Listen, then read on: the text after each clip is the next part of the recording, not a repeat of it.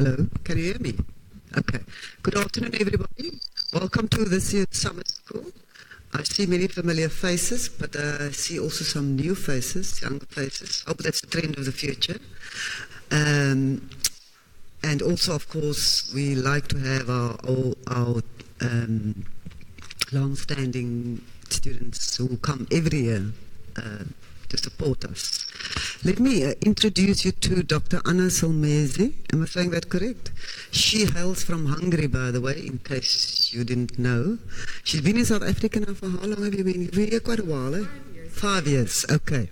Anna is based at the African Center for City at UCT.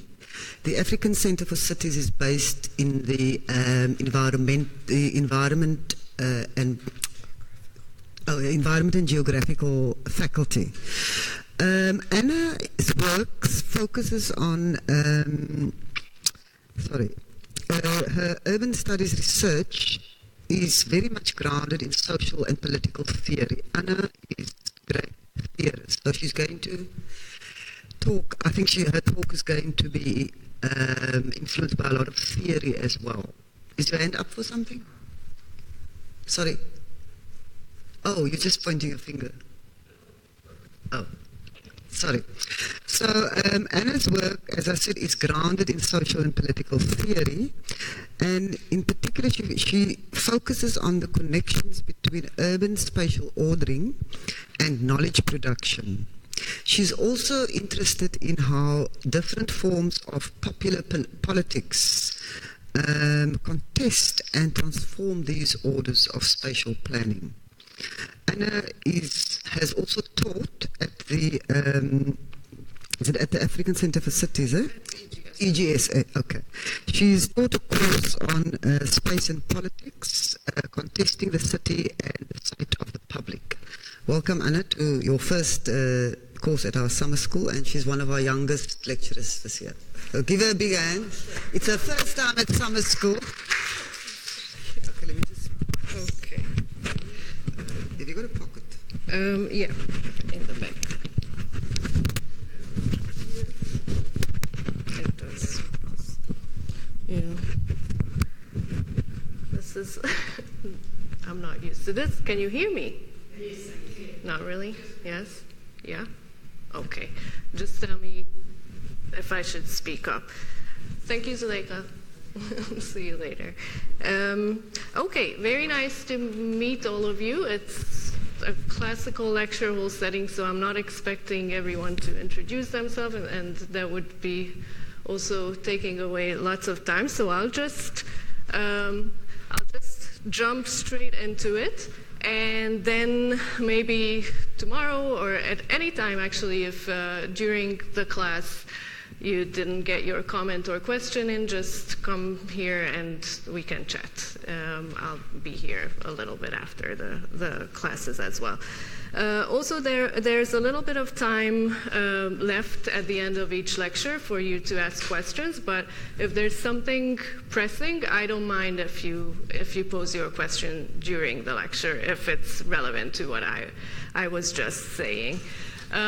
So you have probably seen the outline of this short course, which is that today I'm going to introduce the concept of gentrification, give a little bit of history of the concept and the process, more than the concept actually, and then focus in on what gentrification looks like in the global south, just a tiny bit, and then a little bit more about how it looks in South Africa and Cape Town in particular.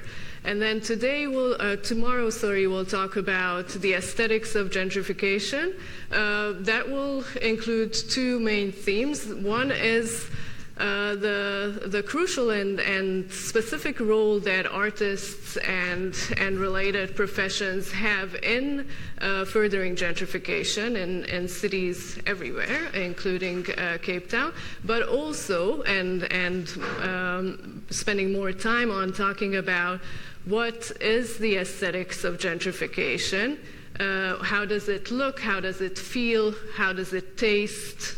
You only have to think about all the coffee roasteries to get an idea of the actually existing aesthetics or sensibility of gentrification. And then our last lecture will focus on public art, so looking at aesthetics in a more narrow sense of art, but still mindful of how art is contextualized in this broader sensibility of gentrification, and look at how art can either contest or further gentrification. And we'll look into a few specific and concrete examples from Cape Town to see how that works. All right, so any questions about that, the structure so far? Okay. Then I thought it's actually interesting, although I'm sure many of you have background knowledge about gentrification, and I would personally love to ask each one of you why you're interested in the course, but again, I unfortunately don't have the time for that. But if you are willing to share, I'm here and very happy to hear about it. So the etymology of the word, of course, is related or derives from the idea or the notion of gentry. The gentry, this particular class, people of good social position, specifically in the UK, the class, that will be relevant, that it's specifically in the UK, the class of people next below the nobility in position and birth. So they're the second best, in a sense. And that, as I said, will be important. This positioning socially, but also geographically, as we'll come to, I just turned that off, as we'll come to look into the history of the concept. This one is a more recent definition of gentrification. It's quite a dense definition, but it does include all the main features of gentrification, so I thought, why not start with that? Gentrification is an economic and social process whereby private capital and individual homeowners and renters reinvest in fiscally neglected neighborhoods through housing, and then eventually reconfiguring the neighborhood landscape of consumption. There again, just a flag for the relationship between consumption and aesthetics, and residence by displacing poor and working class residents. That is generally the process. Now, what's important to note here is, like I said, this is a recent definition of gentrification, and that we can see in the fact that it includes not only the rehabilitation of old buildings in formerly neglected neighborhoods, but also newly built developments, which was not included in conceptualizations of gentrification when it began, with Ruth Glass, who was the first urbanist theorist that talked about, she was the one who coined the notion, the concept of gentrification, going back to that noun of gentry that I showed you. That was in 1964, as you can see, and in the UK, in London. So she first wrote about she took note of the changes that she experienced when walking through London. I'm going to be a bad teacher and turn this off while I'm talking to you. Sorry, I don't like PowerPoints, by the way, but for quotes, it's really, really helpful. So Ruth Glass observed the changes in London after the Second World War, where first, so I have two slides, and the second one will include the more or less definition of gentrification. The first one, she just noticed moving through central London how flashy it has become, how old and dodgy Italian coffee shops have been replaced by boutiques, and how even the packaging of food changed, and new hotels popped up, and in general, there was a new sense of affluence redefining central London. So that's what she states, there's a gleam of affluence in most of central London and in many of the suburbs. Again, I'm happy to send you all of this if you give me your email addresses or in any other form that works for you. So don't worry if you don't take note of all of this. And this is the part of the essay where she actually coins the notion of gentrification, talking about the displacement that happens gradually as the backlash of the appearance of this affluence that I mentioned. One by one, many of the working class quarters of London have been invaded by middle classes and upper and lower. So, like I said, what we now call the first wave of gentrification that Ruth Glass identified was about people, and mostly private people, buying property and then refurbishing that. With that refurbishment, new services start to appear in the area to accommodate for the tastes of the middle class. Again, this is very much about, or a lot of it is about, consumption choices. If stores need to cater for the tastes of middle classes, then older ones that served the working class populations will not find their market anymore. They'll have to move out. So this is a whole series of processes that eventually displace working class populations. Once most of the houses in an area are upgraded, refurbished, that also means that rate revenues increase, and the propertied people will have more of a say in what happens to the area, but let's not jump too far ahead. Any questions so far? This is very gentrification 101, so sorry if it's too basic, but you never know. So reflecting back on this process, over 30 years later, Neil Smith, who is one of the key thinkers of urban change in the 20th century and beyond, thinks about the history of gentrification, and as much as he draws on Ruth Glass, he also notes that there were precursors of the process beforehand. And this one is based on a poem from Charles Baudelaire, which I thought was quite expressive of the day-to-day encounters, actually, of gentrification, when, as Ruth Glass noted, the old and the new live side by side.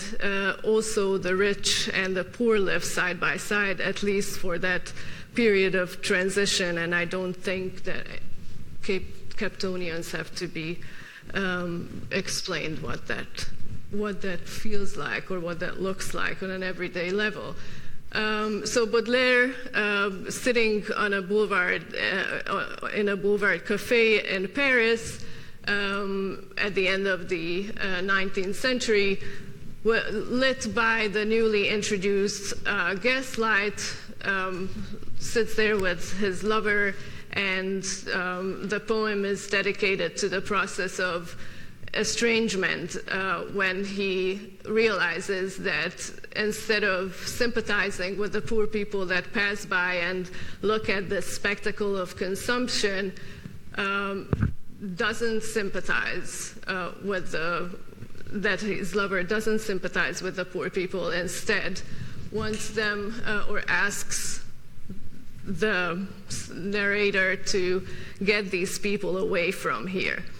And the reason why I emphasized that bit in the quote was that a couple years ago, maybe 3 years ago, there was a video circulating on YouTube that was made in Cape Town by 3 journalists based in Langa, photographers and journalists who went on a so-called reverse township tour around Cape Town. And what they did was they wanted to look at how people react, patrons of fancy places in Cape Town, fancy coffee shops and other areas, just residents of high-class, mostly inaccessible areas, how they feel if they are subjected to the same process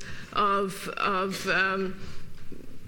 objectification through video recordings and photos taken of them, just like it happens when although it's mostly tourists, but middle and upper class, mostly white people go into townships and seeking a unique experience, take photos of people who live there and take photos of their everyday reality. And so at one of these coffee shops or restaurants in Camps Bay, one of the patrons turns to the security guard and asks him precisely this: can you take these people away from here?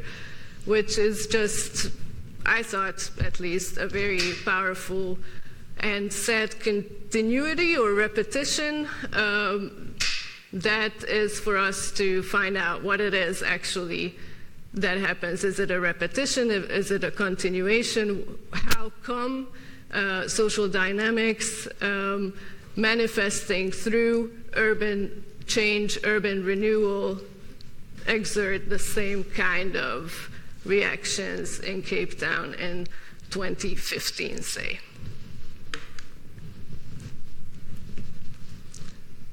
Slightly more famous author, Friedrich Engels, also took note of processes similar to gentrification already at the end of the 19th century when he was writing his series of articles called The Housing Question, that was in 1872-73. And again, Neil Smith, who's a Marxian thinker, Marxian, Engelsian, I guess, draws on his thought to prove that, yes, Ruth Glass was right to coin a definition about a process that was happening that she could perceive in the post-war period of London, but similar processes happened before that. Engels didn't call it gentrification, he called it Haussmann, referring to the key person responsible for the modernization of Paris.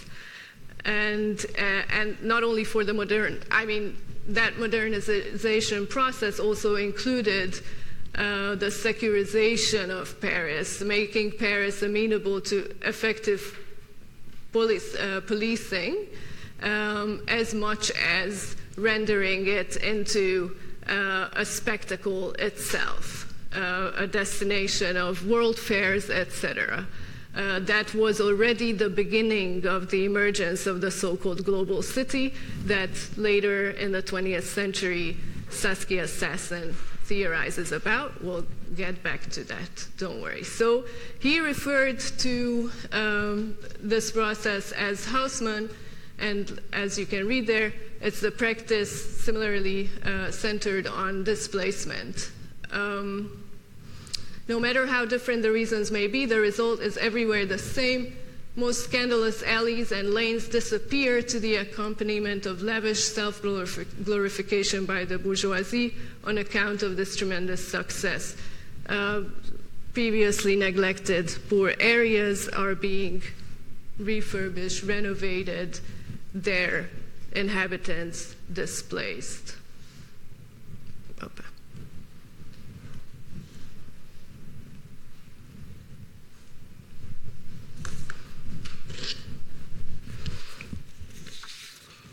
So again, while taking note of these previous processes, Neil Smith says it is true that that after the Second World War there was a boom in urban renewal, which justifies why Ruth Glass took note of particular or of these kinds of changes. That was, but sorry, I missed one step, which was that gentrification continued into or appeared even before the Second World War, mostly in European and West European cities. In some cities of the United States as well, but in the 1930s and 40s, he argues it was still sporadic. It was much more of an exception than the norm of urban changes. And it was only after the Second World War and all the changes in the economy that were due, of course, to how economies were affected by the war economy, that gentrification became more general, much more frequent, and it entered a phase of continuity and expansion. And so from Europe, so the expansion was across the West first, meaning that from Western Europe it spread into the United States. It's a question, of course, whether it makes sense to think in terms of spreading. And that's a question that will become even more relevant when we think about gentrification in the global South, how helpful it is to think about these processes as spreading from the North to the South. But I'll get back. Michelle.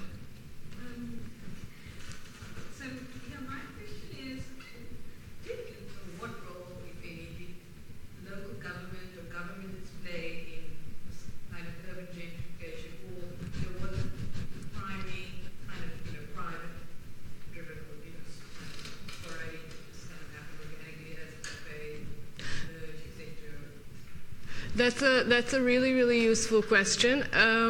So Ruth Glass talks about, and I'll mainly be able to contain my answer through focusing on what she says about London. That she says London developed in this period after the Second World War due to a set of trials and errors. So as much as there was, of course, urban planning, but a lot of the urban planning processes in London were not able to counter or even probably consider these processes. So she talks about by the end of, in the mid-60s, the public planning with an interest or aiming to affect urban changes with people in mind, so kind of a social democratic sense of public planning of the 40s and 50s have been left behind, and I guess in an early, according to an early-ish shift to more private capital focus or more market competition oriented urban planning gave way to private investments and drawing back some of the controls to controls that were at place with popular or more social democratic ideas of urban planning. So she says, again, as the way that appears was that, of course, low-cost housing, public housing buildings were still there, but you could already see in the 60s the appearance of office towers that were private investments, and then completely rearranged the landscape.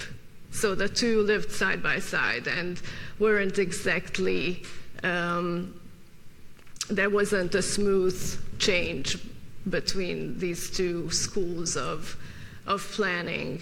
And also she says what happens related to the economic changes of the post-industrial city, that a different set of professionals, a different class of professionals moves into the center of the city, and as a result, working class people have to move further and further out, and anyone who have visited London knows that the places that people can afford are further and further away. You have to take the subway and travel an hour to get into central London. And she says that too is this kind of sprawl of London is also the result of the lack of planning, keeping these processes in check.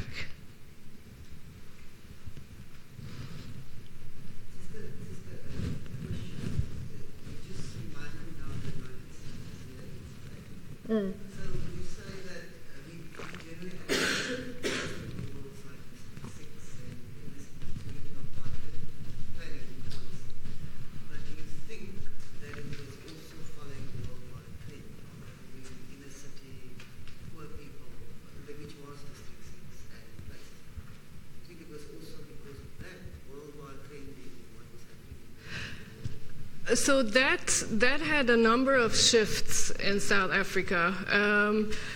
Of course, during the height of apartheid and the forced removals, there was this idea that the center must be white. But then there's a difference between how Johannesburg and Cape Town formed and has been reshaped post-apartheid.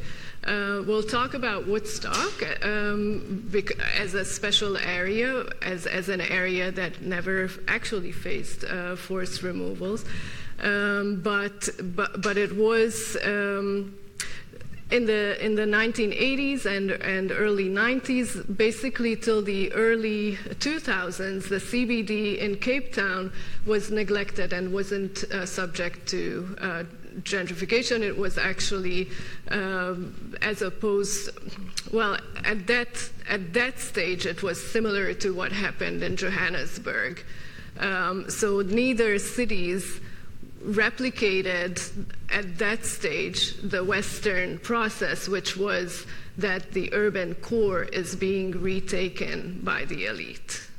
And it's only, like I said, in the early 2000s that in Cape Town that starts to happen. And in Johannesburg, it's only today that starts to happen. But again, I'm running back and forth, so just let me know when it becomes incoherent, and I'm not going to be able to help it, but I'll try.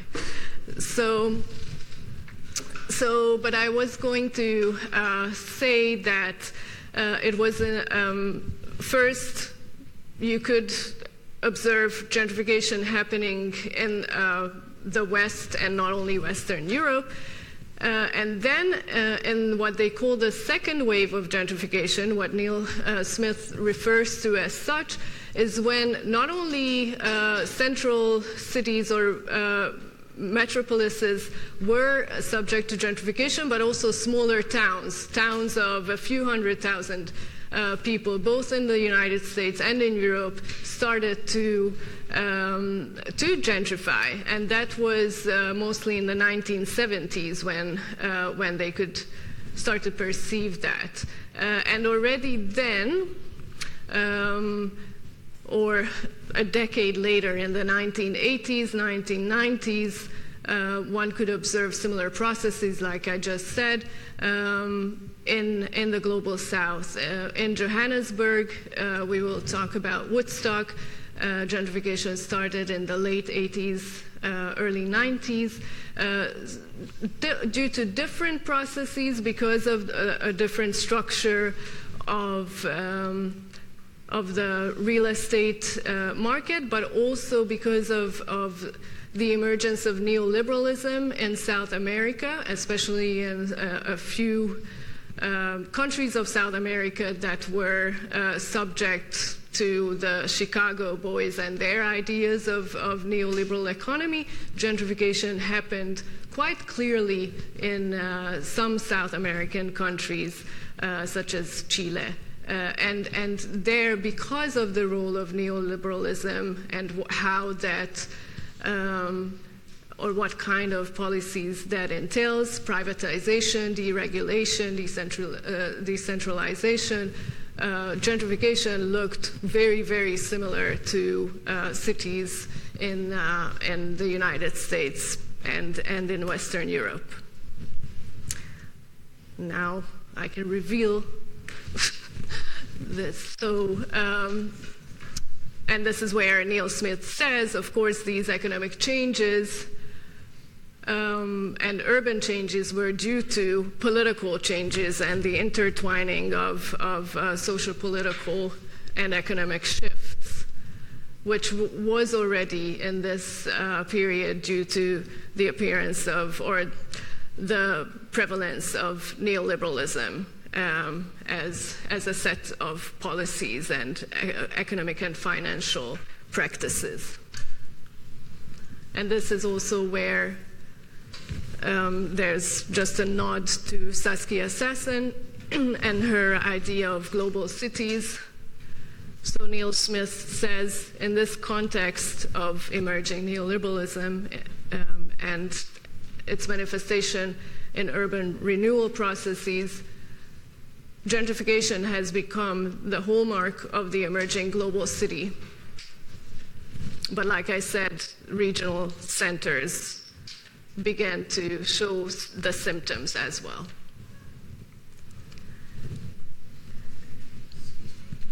Yes? The way I'm processing it is gentrification is basically private with some facilitation from government. Slum clearance would be the government doing much the same thing, but politically from the government's point of view. That's a very good point as well. Is that, the terminologies. Yeah. They're basically doing much the same, moving the poor out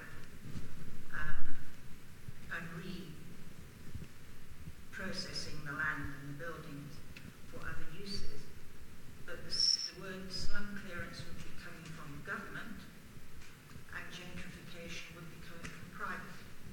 And this is exactly why it's important to see what it means for a city to become neoliberal, because when a city reconstructs itself and finds itself, especially in South Africa, in conflict with some of the national political aims of, for example, spatial desegregation or social equality, justice, that becomes very conflictual when cities have an idea that the way they can generate revenue, the way they can fund, let's say, spatial transformation is through the market and through private investment. So you're very right that gentrification, especially originally, was a privately induced process, and it happens through private investment.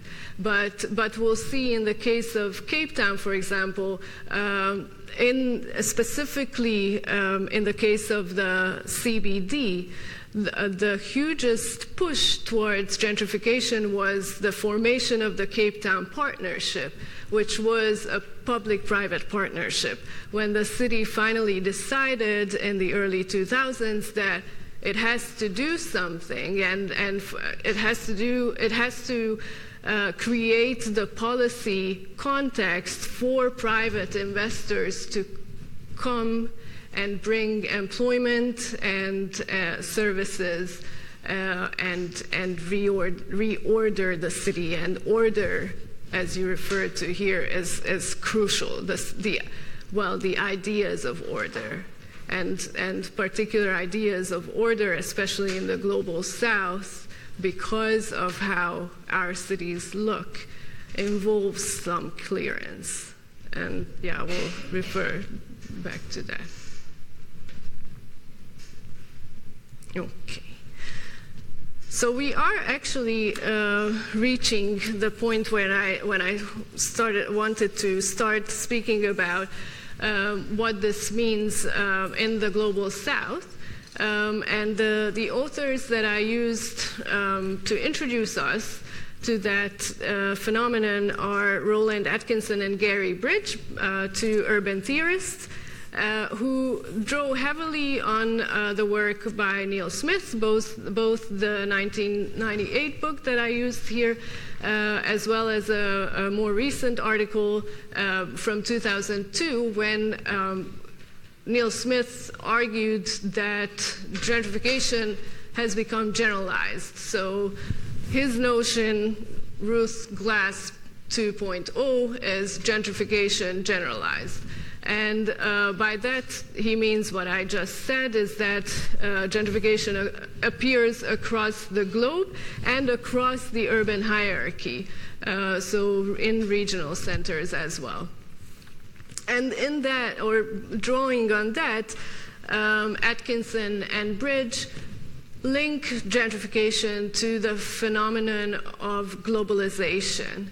So they look at how globalization might have provided the context for gentrification to appear in various cities all over the globe, which is pretty straightforward if you think about it, precisely because of the role of globalizing economy, the role of the prevalence of the neoliberal paradigm that had various reasons, including the oil crisis in the 1970s and all sorts of debt crises that followed after that.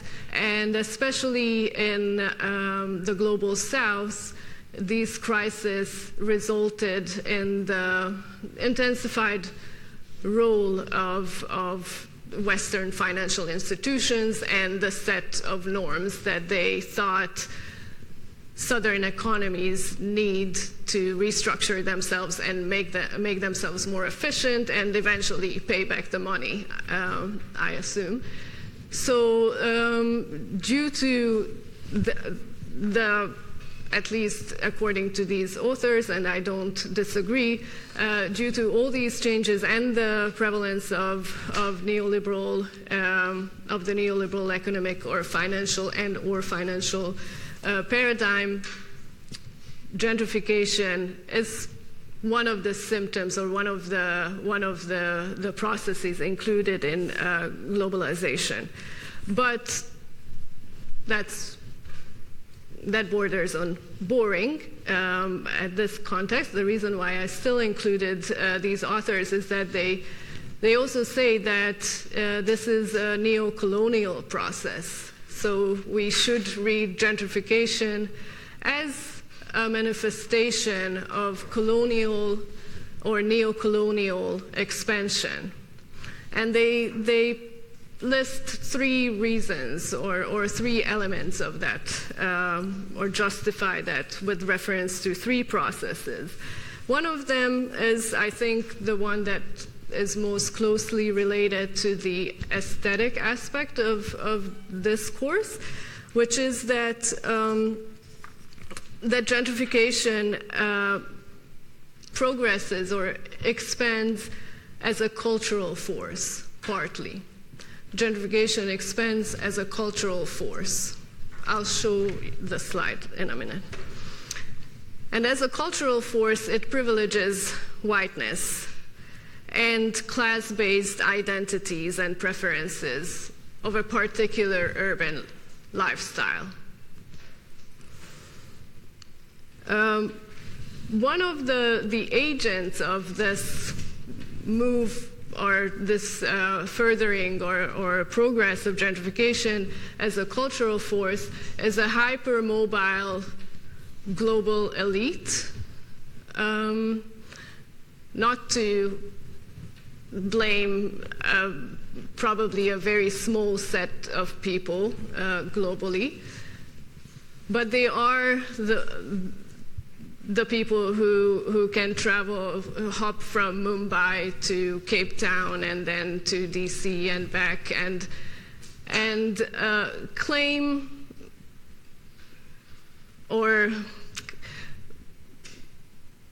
claim almost the right or definitely a preference to enjoy the similar kinds of services in all of those cities. So that's related to the particular ways in which the economy works and in which economy and finance is despatialized through globalization. This sort of mobility becomes possible on the quite high steps of the social and economic ladder, and so this social class, however small, does leave its marks on urban consumption landscapes. So that's one. And the other, perhaps more straightforward way in which gentrification as a cultural force progresses is through tourism, and the way in which social media and visual media helps to project this urban aesthetic and is used to attract people who can afford that and who prefer to come to Africa but still have their flat white.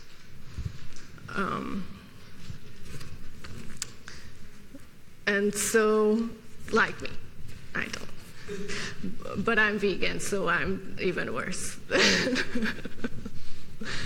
Okay, so that was the first reason for reading gentrification as a neo-colonial process. The second one is the universalization of a certain form of deregulation. So moving from actual users or urbanites to the way we are governed, which is through particular forms of regulation, but mostly deregulation, according to liberalism, neoliberalism, through the naturalization of market discipline. So the naturalization of the principle of the economy being, or the rule of the economy being competitive market economies. And then thirdly, gentrification can be read as neo-colonial through the universalization, or with reference to the universalization of certain forms of public administration. And that again responds to a question earlier about the confluence between private and public, is when public administration has to cater for private interests and sells land previously flagged for or labeled for low-cost housing, etc. I mean, in Cape Town we have a number of cases. In the early 2000s, the province sold a home for elderly people and turned it into a fancy hotel. And I mean, yeah, so what that means for that area is very predictable. What this means in terms of public administration is, of course, restrictions in supply of land, which is, especially in the context of post-apartheid South Africa, crucial and has vast consequences because of the unevenness of the economy. Of course, the in-migration of people from rural areas or from other impoverished provinces where there aren't urban centers such as Cape Town or Johannesburg. The in-migration continues, but because there isn't more accessible available land and there isn't investment into low-cost housing, what results in the global south, not only in South Africa, but unfortunately we are a good example for that, is increased homelessness, the increased size of informal settlements on the margins of, mostly on the margins of city, because of course in city centers, due to gentrification and ideas of order, that sort of residence is discouraged and policed and penalized. So through that, just to emphasize one more and especially relevant effect of that is that colonial patterns of residence, colonial patterns of property ownership are reproduced, which is why Cape Town in the 21st century still feels very much like the colonial settlement, because of how neoliberalism and the consequences of neoliberalism in the urban landscape fell straight into the patterns of segregation, first installed through colonialism and then through apartheid. So the quickness in which Cape Town and the CBD emerged as a gentrified global city is precisely because of the persistence of the previous urban landscape, very much shaped through racial inequality and discrimination. And that actually is the argument put forward by David MacDonald, MacDonald for sure, but I'm not sure about the first name. Okay, thank you. Where he dedicates a whole book to the question of whether Cape Town is a global city. And as much as he debates the relevance of the idea of the global city and distinguishes Cape Town from other supposed global cities in the north, he says the reason why we still might argue that Cape Town is a global city is that it's a neoliberal city. And it's a neoliberal city it's a city that could emerge as neoliberal very quickly precisely because of its past as a colonial city. Okay, I'll just quickly show you this one, which was about the neo-colonial aspects, cultural force, deregulation, and public administration. And then it is, I'm definitely running out of time, but I'll do my best. Again, thinking about what gentrification in the global south means, Loretta Lees is an urban theorist that dedicates a lot of his work to that question, also from a perspective of, or mindful of the stakes of theorizing from the south. So not only okay, I set the alarm to make time for your questions. So just shut me down when you want to speak. So the reason why she goes beyond observing empirical differences between cities in the south and cities in the north, she says it's important to think from the south and challenge ideas of urban processes emanating from the north and arriving with a delay of decades to the south, meaning that all our theoretical tools are handed down. And so she challenges, in the context of gentrification, specifically, she says it's not that helpful to think about gentrification as spreading from, just to caricature the process, from London to the US and then lower down in US cities, and then finally arriving to the South. She says it's important to actually look at how urban renewal or urban development over a much longer historical period were interlinked. So how the fact that Cape Town as a colonial city played into the formation and the landscape of Occidental metropoles, which were related, of course, because of how economies were defined by resource extraction from the colonies. So colonial towns had to look, or cities had to look differently and were shaped differently. So there is and again, the fact that resource extraction didn't take place in London in the same form as it did here had a major impact on the way London looked or could be shaped, or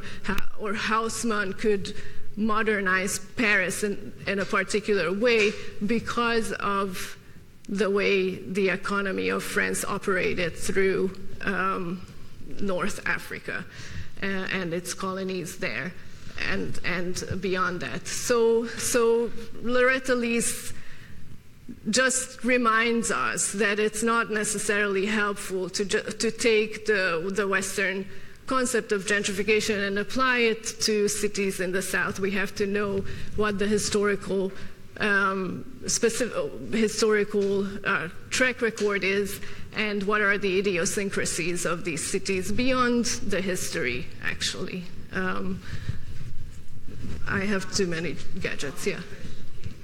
Obviously, back in the 1990s, the difference between Durban and Cape Town and how they positioned themselves from a tourism point of view actually reflects today in the structure in those cities. And that was a political decision. Durban decided to go tourist-wise for the low-end, low turnover, but high turnover, let's say, lots and lots more people, but at a much lower entry level. And Cape Town chose exactly the opposite. They decided to go for top-end tourists. And then for the cities, if you look at the two cities, they're both colonial, ex-colonial cities, but they look totally different. If you go to Durban downtown, the traders aren't in the buildings anymore. The traders are on the street. The buildings are all empty. And Durban's profile, tourism, and their offering from the trade is totally different to what is offered in Cape Town. So surely that political decision has seriously influenced those two cities who don't look the same at all. Sure, and that's why I think it's important always, we can't really talk about gentrification in South Africa because of how different these cities are due to various socioeconomic reasons and factors. But I do want to add to what you're saying is that there is a crucial role to events such as the Football World Cup that took place in 2010 that affected all of these major cities in South Africa, and Durban took advantage of that event as it happens globally when there is a mega event such like that. The same sort of policing measures that Neil Smith, this thinker that I've been quoting today, refers to as revanchist measures appear, which is that there are quite violent cleanup events in all cities. And that's because however Durban conceptualized its investment in tourism, it's still very explicitly wanted to configure itself as a global city. So in the 2010, or in those years, even before that actually, I started to do research in Durban back in 2009, and I was very,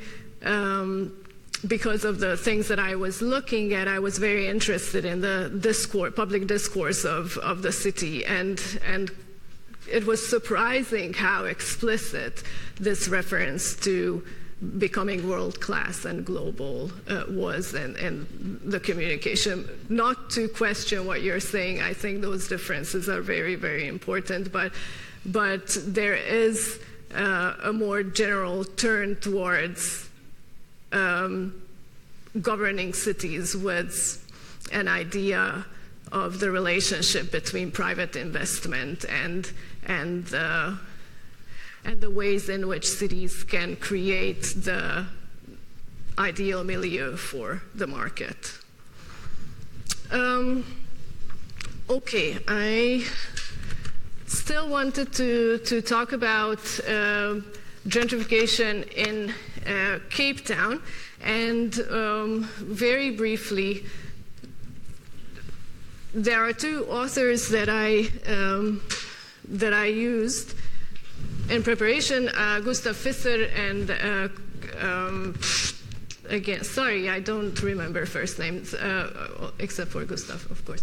They talk about gentrification, or the discourse on gentrification in South Africa, and with a focus on Cape Town in two phases. The one is in the late 80s, early 90s, when people, some authors, although very few, took the idea of Western gentrification and applied it to Cape Town. One of those authors is Jane Garside, who looked at the case of Woodstock. And Woodstock, she thought, was special, and it was special because even though it was it used to be a very socially, racially, ethnically, otherwise diverse community, it never was, forced removals never happened. So it lived in this state of limbo for probably libido too, limbo for decades, and it was only in 1986, in reaction to all sorts of intensive political unrest all over Cape Town, especially in its so-called colored neighborhoods, that the city decided to effect forced removals, but it never happened because of the popular contestation and because of the sense that increasingly towards the end of that decade, but definitely in the early 90s, people had the idea that the Group Areas Act will be withdrawn and spatial apartheid will end soon. So how does that relate to gentrification? It relates because middle-class, so-called colored families started to move back closer to the city from Mitchell's Plain and other areas where they were displaced to, because they sensed a certain loosening of spatial apartheid, and they moved into lower Woodstock because that was predominantly colored, as opposed to upper Woodstock that was predominantly white. And as a result, because they were wealthier than the current population there, the same sort of displacement happened that Ruth Glass defined as gentrification. When they started moving in, rents were increased, etc.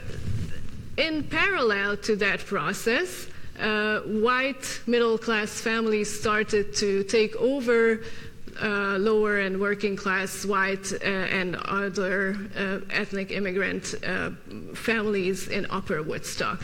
And here Garside observes also the in-migration of the usual suspects, artists and other creative professionals, intellectuals who are, for whom the various residential choices that Woodstock offered warehouses, other forms of buildings that you wouldn't find in other suburbs in Cape Town, found that appealing, and again, that replacement of working class population happened. So there was this sort of gentrification happening, although it was very contained to this particular area.